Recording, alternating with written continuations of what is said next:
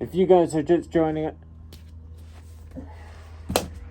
it, if you guys are just joining us, we bought this boat for $100. We've been spending the past few months just completely transforming her, getting her back into seaworthy conditions so that we can cruise her up to the Pacific Northwest. If you've been following along, you might notice that a lot of this footage is from when we first hauled the boat, and that's because we just saved the footage. We wanted to do these videos kind of project by project, so we saved all this bottom work footage until the bottom was almost completely done. These next two videos, we completely finished the bottom. That's why you might see older footage in this, even though in the other videos we already painted the hole in the boot strip.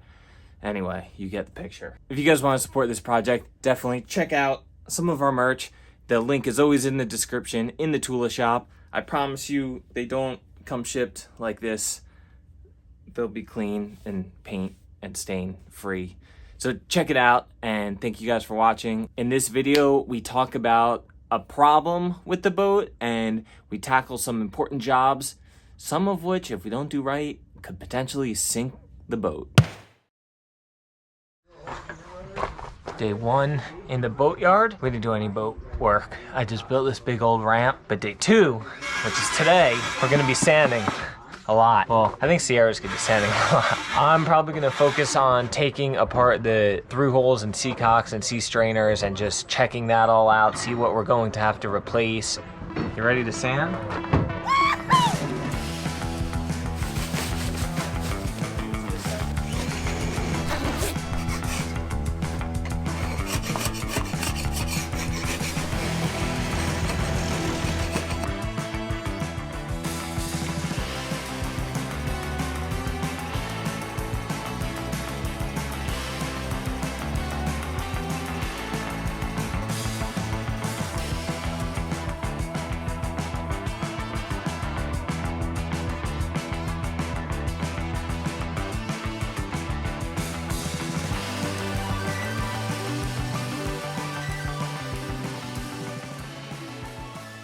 Tell me what you found.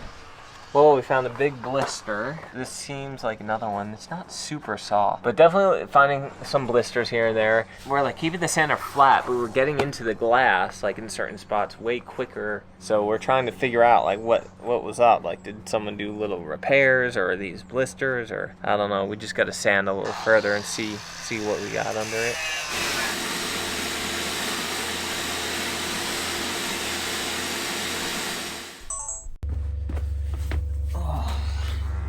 Here's the issue. We have some blisters on the bottom of this boat. For those of you who don't know what blisters are, basically when they first built this boat and a lot of older boats, they used polyester resin, polyester gel coat, and polyester gel coat is only semi-permeable. It's kind of waterproof, but over time, just sitting in the water will penetrate through that gel coat, and it forms little bubbles under the gel coat. Not only can it get just under the gel coat layer, but it can penetrate a little bit deeper into the actual fiberglass layers of the boat. The way that blisters are prevented on a boat is to use what's called a barrier coat. It's just a two-part epoxy coating on the bottom of the boat, and people do that when the boat is new, or they'll do it throughout the boat's life. Like if that barrier coat was ever compromised in the past and it starts to flake off or whatever, you just strip everything down, strip all the old paint down, and re-barrier coat the boat, and that prevents water from permeating into the gel coat layer and into the fiberglass layers. Now at some point this boat, the barrier coat was neglected, and water was able to permeate in spots through the gel coat and forming these little blisters, mostly on the bow of the boat, and it gets cleaner and cleaner as you go to the back of the boat. The back of the boat has almost no blisters at all. Adrenaline had blisters. All we did was grind out the blisters, we washed them out really good with fresh water, and then we let them dry for a few weeks, and then we just faired them with epoxy fairing compound, and then spot barrier coated, rebottom painted, and went sailing. And we knew that was like a band-aid fix. We knew that eventually blisters would probably come back, because if they came, unless we barrier coated the whole boat. And that's what we were thinking with this boat. We were like, all right, well, let's just grind down all the paint, we'll grind out all the blisters, we'll refair all the blisters, and we'll do a full-on barrier coat job on this boat. But what we didn't realize, and we found out through our research, that even if you do that, you grind down all the paint and you grind out all the blisters, put some fairing compound in the blisters, and then you re-barrier coat the whole boat, that doesn't mean there's not moisture in the fiberglass layers of the boat. And even though you did all that work, blisters might reform in those fiberglass layers. So the only real way to solve the blister problem is to do what they call peel the whole boat, and use basically like this hand planer, and you can set it at certain depths, and you go to the whole boat and you're like planing down, you're like ripping away like fiberglass layers, I don't know, a tenth of an inch at a time, and you go through the whole boat and you do that. And as you're doing that, you're moisture testing to see when the fiberglass layers read dry. And then once you get to that dry layer, that's your depth. So you peel the whole boat at say 3/10 of an inch, the whole entire boat.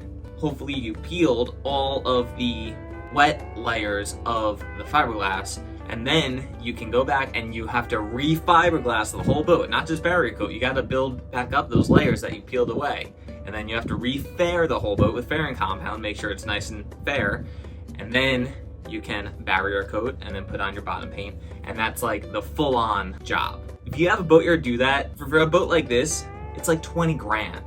It's not worth it for us. So we were trying to decide what to do. We can use the boat for the next however long we want to, and then whoever wants to down the line always has the opportunity to plan for and do the big peel job in a boatyard and reglass the whole hull. Well, that makes sense.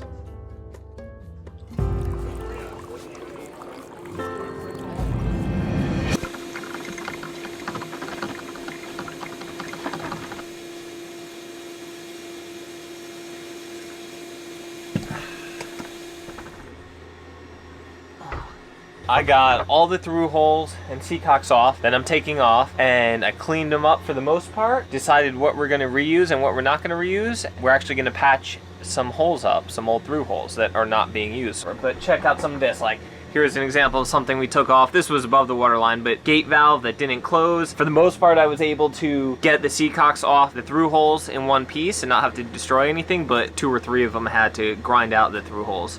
That was one of them. So we're not reusing this, of course. A lot of the stuff we had, like here was bilge pump with what I think is a check valve. Anyway, I didn't like that setup anyway. We're gonna throw some vented loops in there and proper valves in 2 of them that didn't have any valves. These are the main strainers and seacocks, and I know it doesn't look like it cleaned them up much, but I soaked them in vinegar for a bit and just kind of cleaned off any of the big calcium deposits, I guess. I don't know what it was, and I actually did, you can't really see it, I don't know why, but I wired wheeled down a bit to look for that pink in the bronze that would indicate electrolysis, and I really didn't find it. All this stuff feels really solid. I did put a lot of force on some parts of it, taking it apart. I really didn't see any of that bad pink in the actual bronze itself once you get past the surface. If new was better than old, if replacing them was better, I think I'd just go ahead and replace everything. It'd be expensive, but it would be good peace of mind, a good investment back into the boat. A bunch of people I talk to say the old bronze is better than anything new you can get today. It doesn't have electrolysis, like you might as well reuse it rather than buying new. So that's what we're gonna do, and it'll save us a little bit of money as well. Let me show you the ones that we are going to fill in and how we're gonna do that. Oh. You guys beat me to it.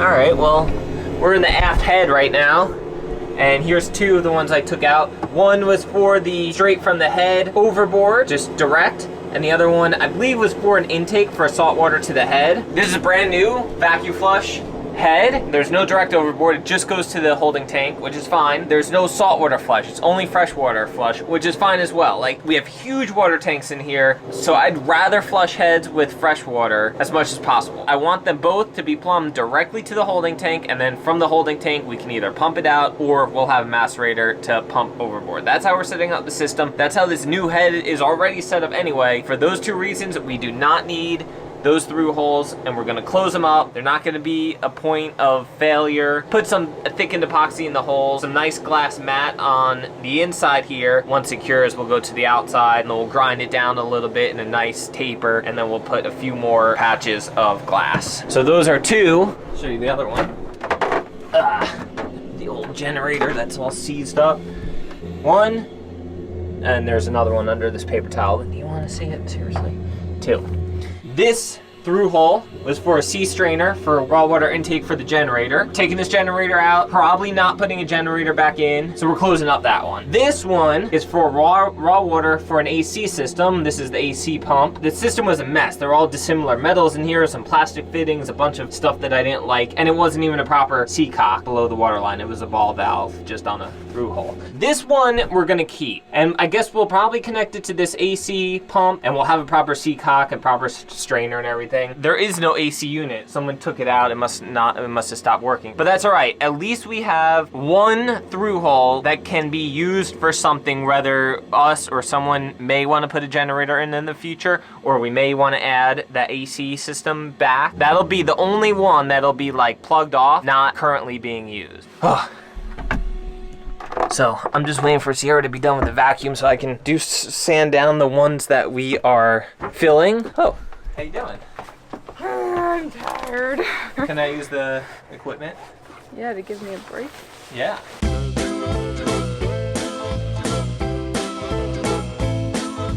We got our conclusion. We talked to our friend Matt this morning, who's a surveyor, and he's seen all sorts of boats, and he basically confirmed what we were thinking already, and that is just don't go crazy. The blisters aren't going away. If we decide to do it in a year or 2 or 3, full-on job, we can prepare for it and we can do it. It's not really going to get much worse. We'll grind out any bad blisters, rinse them, let them dry, fill them, fair them, and then just paint the bottom. I think that's the best compromise for our scenario for now. Perfectionists will probably disagree with this decision, but that's all right, because I think, like I said, this is our best solution for now.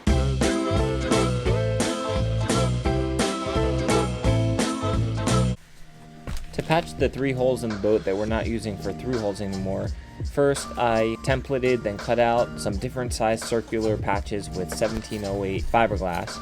I already sanded the inside surface of these holes, and then I cleaned it up really well with the TotalBoat de-waxer and surface prep.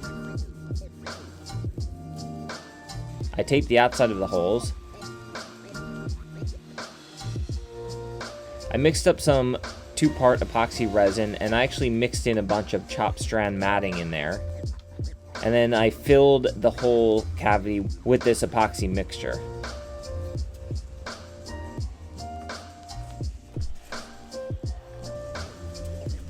I get this epoxy mixture as flush and flat as possible and get all the air bubbles out of it. And while it's still curing, I mix up another batch of laminating resin and I laminate on the circle patches I cut out before. The camera died. Got all this glass work done on the inside here.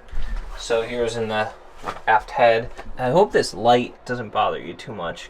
Came out pretty good. Got 2 nice circles over the thickened epoxy. You also have some like chopped strand matting within that epoxy that we filled the actual through holes with. Like I said, 2 big circles of 1708 on top of that. So we'll let that cure. We just have tape on the outside, and then after that's fully cured in a day or 2, we'll grind out the outside a bit. I'll put a few layers of 1708 on the outside. We'll be 3 through holes less than we originally were. Our through holes cured overnight, our patched and plugged through holes. It looks pretty good. We just took the tape off that we used on the outside, and we're just gonna grind the outside now. I marked 2 big circles. Those will basically be the same cutouts I'll use with the 1708.